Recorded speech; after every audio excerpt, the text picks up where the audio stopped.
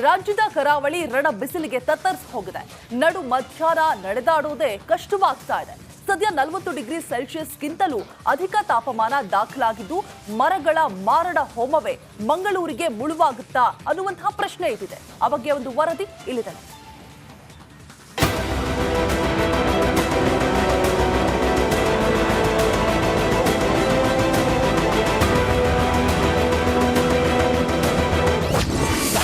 ಕರಾವಳಿ ಜಿಲ್ಲೆಗಳಲ್ಲಿ ಉಷ್ಣ ಅಲೆ ಆರ್ಭಟ, ಬಿಸಿಲ ಝಳಕೆ ಕಡಲ ತಡಿಯ ಜನರು. ಬಿಸಿಲು ಎಂಥ ರಣ ಬಿಸಿಲು, ಕರಾವಳಿ ಇದುವರೆಗೂ ಕಾಣದ ಬಿಸಿಲು. ಬಿಸಿಲಿಂದ ಮೈ ಬಿಸಿಯಾಗಿ ನಡುಗುವ ಹಾಗಾಗಿದೆ. ಗರಿಷ್ಠ ಅಂದ್ರೆ ದಕ್ಷಿಣ ಕನ್ನಡದಲ್ಲಿ 40% ತಾಪಮಾನ ದಾಖಲಾಗಿದೆ. ಕರಾವಳಿಯಲ್ಲಿ ಅಭಿವೃದ್ಧಿ ಹೆಸರಲ್ಲಿ ಮರಗಳ ಮಾರಣ ಹೋಮ ಆಗಾಗ್ಗೆ ನಡೆಯುತ್ತಿರುತ್ತೆ. ಪರಿಸರ ಪ್ರೇಮಿಗಳ ಕೂಗು ಅಂದು ತಟ್ಟಲಿಲ್ಲ, ಆದ್ರೆ ಈಗ ಬಿಸಿಲಿನ ಮೂಲಕ ತಟ್ತಾ ಇದೆ. ದಕ್ಷಿಣ ಕನ್ನಡ ಜಿಲ್ಲೆಯಲ್ಲಿ ಇಷ್ಟು ಗರಿಷ್ಠ ತಾಪಮಾನಕ್ಕೆ ಮರಗಳ ನಾಶವೇ ಕಾರಣವಂತೆ.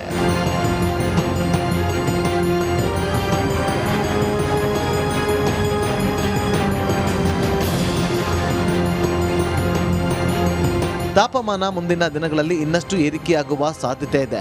ಹೀಟ್ ವೇವ್ ಸ್ಟ್ರೋಕ್ನಿಂದಾಗಿ ಜನರ ಆರೋಗ್ಯದ ಮೇಲೆ ದುಷ್ಪರಿಣಾಮ ಬೀರುವ ಸಾಧ್ಯತೆ ಇದೆ.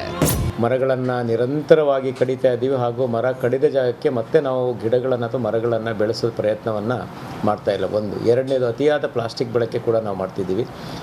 3 ಮತ್ತು ಪ್ರಮುಖ ಕಾರಣ ಅತಿಯಾದ ಕೈಗಾರಿಕಾಕರಣ ಹಾಗೂ ವಾಹನಗಳ ಬಳಕೆಯಿಂದ ನಮಗೆ ಕಾರ್ಬನ್ ಡೈಆಕ್ಸೈಡ್ ವಾತಾವರಣಕ್ಕೆ, ಅದಕ್ಕೆ ಪರಿಸರಕ್ಕೆ ಎಗ್ಗಿಲ್ಲದೆ ಬಿಡುಗಡೆ ಆಗ್ತಾ ಇದೆ. ಈ ಕಾರ್ಬನ್ ಡೈಆಕ್ಸೈಡ್ ಬಿಡುಗಡೆ ಆಗ್ತಾ ಇರೋದ್ರಿಂದಲೇ ನಮಗೆ ಅತಿ ಹೆಚ್ಚು ಉಷ್ಣಾಂಶದ ಏರುಪೇರಿಗೆ ಪ್ರಮುಖ ಕಾರಣ ಆಗ್ತಾ ಇದೆ. ಮಧ್ಯಾಹ್ನ 11ರಿಂದ 3ರವರೆಗೆ ಬಿಸಿಲಲ್ಲಿ ಹೋಗೋದನ್ನ ನಿಲ್ಲಿಸಬೇಕಿದೆ. ಮಕ್ಕಳನ್ನ ಬಿಸಿಲಲ್ಲಿ ಆಟವಾಡದಂತೆ ನೋಡಿಕೊಳ್ಳುವುದು ಉತ್ತಮ.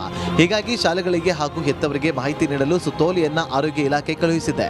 ವಾತಾವರಣದ ಉಷ್ಣಾಂಶ ನಮ್ಮೆಲ್ಲರಿಗೂ ತಿಳಿದ ಹಾಗೆ 35, 36 ಅಥವಾ 37 ಇದ್ದಲ್ಲಿ ಒಂದಷ್ಟು ನಾವು ಸಹಿಸ್ಕೊಳ್ಬೋದು. 38, 39ಕ್ಕೆ ಜಾಸ್ತಿ ಆದಲ್ಲಿ, ವಿಶೇಷವಾಗಿ ಕರಾವಳಿ ಭಾಗದಲ್ಲಿ ಈ ಆರ್ದ್ರತೆ ಅಥವಾ ನಾವು ಏನು ಹ್ಯುಮಿಡಿಟಿ ಅಂತ ಹೇಳ್ತೀವಿ, ಇದರಿಂದ ಕೂಡ ಸೆಕೆ ಆಗುವ ಸಾಧ್ಯತೆ ಜಾಸ್ತಿ ಇರುತ್ತೆ. ಇದರಿಂದ ಕೂಡ ಸಮಸ್ಯೆ ಆಗ್ತಾ ಇದೆ. ಒಟ್ಟಿನಲ್ಲಿ ಪರಿಸರ ಕಾಪಾಡದೆ ಬಿಸಿದಂತೂ ಸುಡುತ್ತಿದೆ. ಆರೋಗ್ಯದ ಮೇಲೆ ಕೆಟ್ಟ ಪರಿಣಾಮ ಬೀರುವ ಸಾಧ್ಯತೆ ದಟ್ಟವಾಗಿದೆ. ಹೀಗಾಗಿ ಮುಂದಿನ ದಿನಗಳಲ್ಲಿ ತಮ್ಮನ್ನು ತಾವು ರಕ್ಷಣೆ ಮಾಡಿಕೊಳ್ಳಲು ಮುಂಜಾಗ್ರತಾ ಕ್ರಮ ಕೈಗೊಳ್ಳಬೇಕಿದೆ. ಕ್ಯಾಮರಾ ಪರ್ಸನ್ ದಿವಾಕರ್ ಪದ್ಮುಂಜ ಜೊತೆ ದಿನೇಶ್ ಕಾಶಿಪಟ್ನ, ರಿಪಬ್ಲಿಕ್. ರಾಜ್ಯದ ಕರಾವಳಿ ರಣ ಬಿಸಿಲಿಗೆ ತತ್ತರಿಸಿ ಹೋಗಿದೆ. ನಡು ಮಧ್ಯಾಹ್ನ ನಡೆದಾಡುವುದೇ ಕಷ್ಟವಾಗ್ತಾ ಇದೆ. ಸದ್ಯ 40 ಡಿಗ್ರಿ ಸೆಲ್ಸಿಯಸ್ಗಿಂತಲೂ ಅಧಿಕ ತಾಪಮಾನ ದಾಖಲಾಗಿದ್ದು, ಮರಗಳ ಮಾರಣ ಹೋಮವೇ ಮಂಗಳೂರಿಗೆ ಮುಳುವಾಗುತ್ತಾ ಅನ್ನುವಂತಹ ಪ್ರಶ್ನೆ ಇದಿದೆ. ಆ ಬಗ್ಗೆ ಒಂದು ವರದಿ ಇಲ್ಲಿದೆ.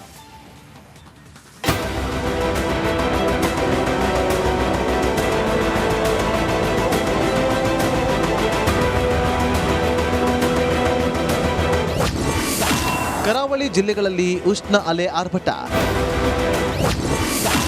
ಬಿಸಿಲ ಝಳಕೆ ಕಡಲ ತಡಿಯ ಜನರು. ಬಿಸಿಲು ಎಂಥ ರಣ ಬಿಸಿಲು, ಕರಾವಳಿ ಇದುವರೆಗೂ ಕಾಣದ ಬಿಸಿಲು. ಬಿಸಿಲಿಂದ ಮೈ ಬಿಸಿಯಾಗಿ ನಡುಗುವ ಹಾಗಾಗಿದೆ. ಗರಿಷ್ಠ ಅಂದ್ರೆ ದಕ್ಷಿಣ ಕನ್ನಡದಲ್ಲಿ 40% ತಾಪಮಾನ ದಾಖಲಾಗಿದೆ. ಕರಾವಳಿಯಲ್ಲಿ ಅಭಿವೃದ್ಧಿ ಹೆಸರಲ್ಲಿ ಮರಗಳ ಮಾರಣ ಹೋಮ ಆಗಾಗ್ಗೆ ನಡೆಯುತ್ತಿರುತ್ತೆ. ಪರಿಸರ ಪ್ರೇಮಿಗಳ ಕೂಗು ಅಂದು ತಟ್ಟಲಿಲ್ಲ, ಆದ್ರೆ ಈಗ ಬಿಸಿಲಿನ ಮೂಲಕ ತಟ್ತಾ ಇದೆ. ದಕ್ಷಿಣ ಕನ್ನಡ ಜಿಲ್ಲೆಯಲ್ಲಿ ಇಷ್ಟು ಗರಿಷ್ಠ ತಾಪಮಾನಕ್ಕೆ ಮರಗಳ ನಾಶವೇ ಕಾರಣವಂತೆ.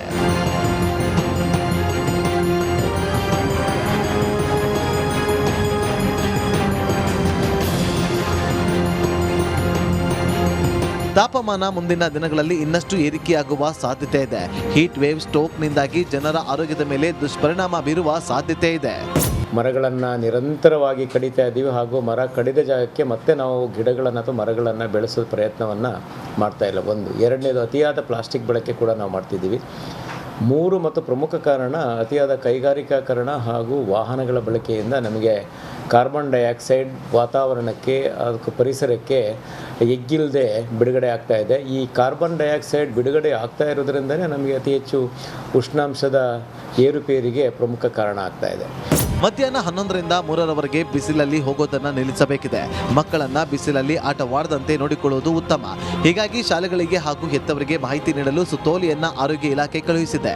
ವಾತಾವರಣದ ಉಷ್ಣಾಂಶ ನಮ್ಮೆಲ್ಲರಿಗೂ ತಿಳಿದ ಹಾಗೆ 35, 36 ಅಥವಾ 37 ಇದ್ದಲ್ಲಿ ಒಂದಷ್ಟು ನಾವು ಸಹಿಸ್ಕೊಳ್ಬೋದು. 38-39ಕ್ಕೆ ಜಾಸ್ತಿ ಆದಲ್ಲಿ, ವಿಶೇಷವಾಗಿ ಕರಾವಳಿ ಭಾಗದಲ್ಲಿ ಈ ಆರ್ದ್ರತೆ ಅಥವಾ ನಾವು ಏನು ಹ್ಯುಮಿಡಿಟಿ ಅಂತ ಹೇಳ್ತೀವಿ, ಇದರಿಂದ ಕೂಡ ಸೆಕೆ ಆಗೋ ಸಾಧ್ಯತೆ ಜಾಸ್ತಿ ಇರುತ್ತೆ. ಇದರಿಂದ ಕೂಡ ಸಮಸ್ಯೆ ಆಗ್ತಾ ಇದೆ. ಒಟ್ಟಿನಲ್ಲಿ ಪರಿಸರ ಕಾಪಾಡದೆ ಬಿಸಿದಂತೂ ಸುಡುತ್ತಿದೆ. ಆರೋಗ್ಯದ ಮೇಲೆ ಕೆಟ್ಟ ಪರಿಣಾಮ ಬೀರುವ ಸಾಧ್ಯತೆ ದಟ್ಟವಾಗಿದೆ. ಹೀಗಾಗಿ ಮುಂದಿನ ದಿನಗಳಲ್ಲಿ ತಮ್ಮನ್ನು ತಾವು ರಕ್ಷಣೆ ಮಾಡಿಕೊಳ್ಳಲು ಮುಂಜಾಗ್ರತಾ ಕ್ರಮ ಕೈಗೊಳ್ಳಬೇಕಿದೆ.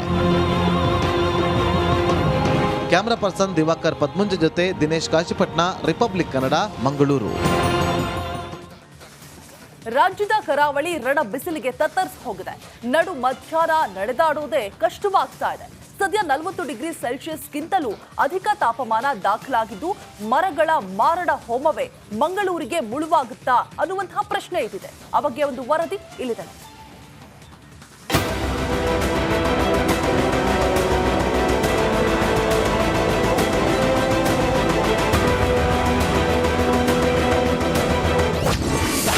ಕರಾವಳಿ ಜಿಲ್ಲೆಗಳಲ್ಲಿ ಉಷ್ಣ ಅಲೆ ಆರ್ಭಟ, ಬಿಸಿಲ ಝಳಕ್ಕೆ ಕಡಲ ತಡಿಯ ಜನರು. ಬಿಸಿಲು ಎಂಥ ರಣ ಬಿಸಿಲು, ಕರಾವಳಿ ಇದುವರೆಗೂ ಕಾಣದ ಬಿಸಿಲು. ಬಿಸಿಲಿಂದ ಮೈ ಬಿಸಿಯಾಗಿ ನಡುಗುವ ಹಾಗಾಗಿದೆ. ಗರಿಷ್ಠ ಅಂದ್ರೆ ದಕ್ಷಿಣ ಕನ್ನಡದಲ್ಲಿ 40% ತಾಪಮಾನ ದಾಖಲಾಗಿದೆ. ಕರಾವಳಿಯಲ್ಲಿ ಅಭಿವೃದ್ಧಿ ಹೆಸರಲ್ಲಿ ಮರಗಳ ಮಾರಣ ಹೋಮ ಆಗಾಗ್ಗೆ ನಡೆಯುತ್ತಿರುತ್ತೆ. ಪರಿಸರ ಪ್ರೇಮಿಗಳ ಕೂಗು ಅಂದು ತಟ್ಟಲಿಲ್ಲ, ಆದ್ರೆ ಈಗ ಬಿಸಿಲಿನ ಮೂಲಕ ತಟ್ತಾ ಇದೆ. ದಕ್ಷಿಣ ಕನ್ನಡ ಜಿಲ್ಲೆಯಲ್ಲಿ ಇಷ್ಟು ಗರಿಷ್ಠ ತಾಪಮಾನಕ್ಕೆ ಮರಗಳ ನಾಶವೇ ಕಾರಣವಂತೆ.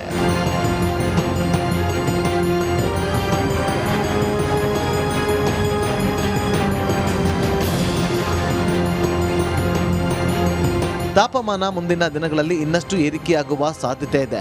ಹೀಟ್ ವೇವ್ ಸ್ಟ್ರೋಕ್ನಿಂದಾಗಿ ಜನರ ಆರೋಗ್ಯದ ಮೇಲೆ ದುಷ್ಪರಿಣಾಮ ಬೀರುವ ಸಾಧ್ಯತೆ ಇದೆ. ಮರಗಳನ್ನು ನಿರಂತರವಾಗಿ ಕಡಿತಾ ಇದ್ದೀವಿ ಹಾಗೂ ಮರ ಕಡಿದ ಜಾಗಕ್ಕೆ ಮತ್ತೆ ನಾವು ಗಿಡಗಳನ್ನು ಅಥವಾ ಮರಗಳನ್ನು ಬೆಳೆಸೋ ಪ್ರಯತ್ನವನ್ನು ಮಾಡ್ತಾ ಇಲ್ಲ. ಒಂದು. ಎರಡನೇದು, ಅತಿಯಾದ ಪ್ಲಾಸ್ಟಿಕ್ ಬಳಕೆ ಕೂಡ ನಾವು ಮಾಡ್ತಿದ್ದೀವಿ.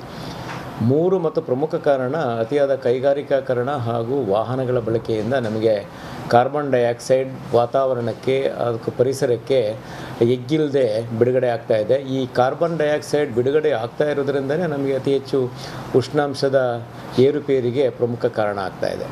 ಮಧ್ಯಾಹ್ನ 11ರಿಂದ 3ರವರೆಗೆ ಬಿಸಿಲಲ್ಲಿ ಹೋಗೋದನ್ನ ನಿಲ್ಲಿಸಬೇಕಿದೆ. ಮಕ್ಕಳನ್ನ ಬಿಸಿಲಲ್ಲಿ ಆಟವಾಡದಂತೆ ನೋಡಿಕೊಳ್ಳುವುದು ಉತ್ತಮ. ಹೀಗಾಗಿ ಶಾಲೆಗಳಿಗೆ ಹಾಗೂ ಹೆತ್ತವರಿಗೆ ಮಾಹಿತಿ ನೀಡಲು ಸುತ್ತೋಲೆಯನ್ನ ಆರೋಗ್ಯ ಇಲಾಖೆ ಕಳುಹಿಸಿದೆ. ವಾತಾವರಣದ ಉಷ್ಣಾಂಶ ನಮ್ಮೆಲ್ಲರಿಗೂ ತಿಳಿದ ಹಾಗೆ 35, 36 ಅಥವಾ 37 ಇದ್ದಲ್ಲಿ ಒಂದಷ್ಟು ನಾವು ಸಹಿಸ್ಕೊಳ್ಬೋದು. 38-39ಕ್ಕೆ ಜಾಸ್ತಿ ಆದಲ್ಲಿ, ವಿಶೇಷವಾಗಿ ಕರಾವಳಿ ಭಾಗದಲ್ಲಿ ಈ ಆರ್ದ್ರತೆ ಅಥವಾ ನಾವು ಏನು ಹ್ಯುಮಿಡಿಟಿ ಅಂತ ಹೇಳ್ತೀವಿ, ಇದರಿಂದ ಕೂಡ ಸೆಕೆ ಆಗೋ ಸಾಧ್ಯತೆ ಜಾಸ್ತಿ ಇರುತ್ತೆ. ಇದರಿಂದ ಕೂಡ ಸಮಸ್ಯೆ ಆಗ್ತಾ ಇದೆ. ಒಟ್ಟಿನಲ್ಲಿ ಪರಿಸರ ಕಾಪಾಡದೆ ಬಿಸಿದಂತೂ ಸುಡುತ್ತಿದೆ. ಆರೋಗ್ಯದ ಮೇಲೆ ಕೆಟ್ಟ ಪರಿಣಾಮ ಬೀರುವ ಸಾಧ್ಯತೆ ದಟ್ಟವಾಗಿದೆ. ಹೀಗಾಗಿ ಮುಂದಿನ ದಿನಗಳಲ್ಲಿ ತಮ್ಮನ್ನು ತಾವು ರಕ್ಷಣೆ ಮಾಡಿಕೊಳ್ಳಲು ಮುಂಜಾಗ್ರತಾ ಕ್ರಮ ಕೈಗೊಳ್ಳಬೇಕಿದೆ. ಕ್ಯಾಮರಾ ಪರ್ಸನ್ ದಿವಾಕರ್ ಪದ್ಮುಂಜ ಜೊತೆ ದಿನೇಶ್ ಕಾಶಿಪಟ್ನ, ರಿಪಬ್ಲಿಕ್ ಕನ್ನಡ, ಮಂಗಳೂರು.